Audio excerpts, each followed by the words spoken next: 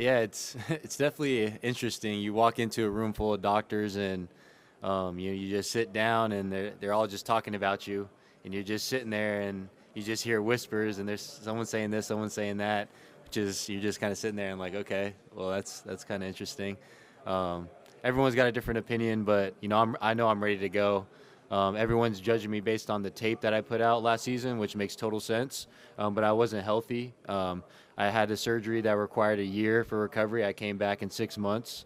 My dad tried to get me to not play the first part of the season, but I was like, there's no way. Like, I have to go out there and play for my team. And so what I put on tape this year wasn't the full me. But what I proved at the Senior Bowl was that I can move fluidly and smoothly. No, I'm not going to stiff arm someone and hurdle them and go run 50-yard touchdown, but I can extend plays. I can do play action boot pass. I stepped up in the pocket, got 10 yards and slid when I could at practice. And so, I showed that I can move a little bit, and I didn't wear a knee brace. It's, way better than it was during the season. And so, I think I proved that already. Yeah, I think my best attributes are to be able to extend plays, my leadership, and then just being able to deliver balls on time. I think that being able to extend plays is huge in this game. Not just being able to stand in the pocket and obviously make throws, but once plays break down or someone comes after you, you got to be able to run away. You got to be able to make plays, whether that's with your feet or with your arm after you've escaped the pocket. This has been my dream ever since I started playing football. I'm here with one of the best of the best, and now I'm not able to perform physically, but I definitely could show the teams what I know mentally, and yeah, it does absolutely kill me, but I'm itchy to get back out there, and like I said, I've been about 2.5 weeks ago I started throwing and running with no pain, and I just thought it'd be smart just to sit out. And, if I wanted to put my best foot forward, just wait until my pro day. Yeah, it's definitely a part of my game that I've been trying to, work on the past couple of years. I think to be really successful at this position, you got to be able to move around a little bit nowadays, and that's definitely something I take pride in. I think the main difference is going to be in the NFL. I need to do a better job of taking care of my body. I can't try to run through tackles all the time and take all those hits I took in college. So just doing a better job taking care of myself when I do decide to run the ball. I mean, I feel good about, going to any team, everybody don't get to go to a team, so I feel blessed in that, asset or that facet.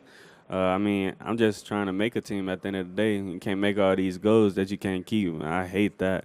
So I'm just trying to, get somewhere and make the team first. Then you can learn and try to, do something else after that. But all these people that think, I'm finna go in here and be rookie of the year. I'm finna go in here and do this and that. You never played an NFL game. You sound like crazy. I don't know. That's just my opinion, though. I got one. I think you can get caught up in that. I think there's obviously 32 places I could go. I'm not sure where I'll go. Right now, I'm just focused on improving and getting ready for whatever NFL team that I could potentially go to.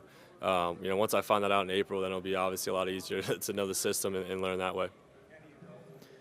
I think the freedom that my coaches gave me at Nevada, being able to get into, whatever I play that I thought would work at the time. I had no limitations at the line of scrimmage. I could get into any play at any time, and especially on third down. If I thought that there was going to be a play that was going to get us a first down, I was calling it. And my coaches backed me up, whether it worked or it didn't. 9 out of 10 times I would say it worked because when I audible, it's based on what the defense is showing. And so I take what they give me.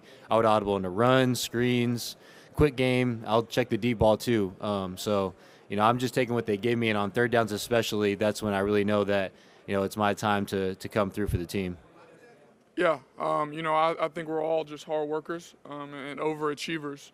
I know a lot of these guys from, either Carson Strong, who I'm staying with out in California, to meeting guys as Kenny Pickett, Malik, Sam. It doesn't matter. We're all overachievers, and we all feel like that, there's almost a chip on all of our shoulders just because, we're saying that this draft class isn't as good as others and this and that. But I think, you'll see a lot of success out of all of us in the league.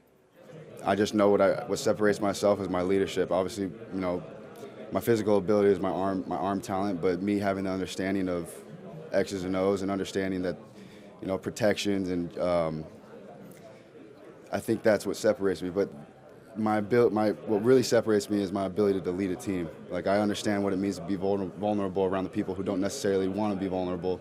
I was one of those guys who didn't want to talk about emotion, and that's just how that's just how I was. I never talked about, you know, if it was crying, I was like, stop crying. You know, that's just, I was raised with 2 older brothers, and it was like toughen up type of thing. And you know, there was a lot of players on my team who weren't necessarily comfortable with talking about their issues.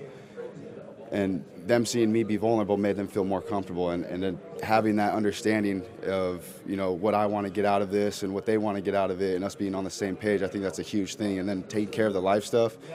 When that's taken care of, I feel like football takes care of itself. And I mean, that's what we saw in 21. We weren't the best team. We weren't the most talented team, but we played the best together. And I think that was a big part of it.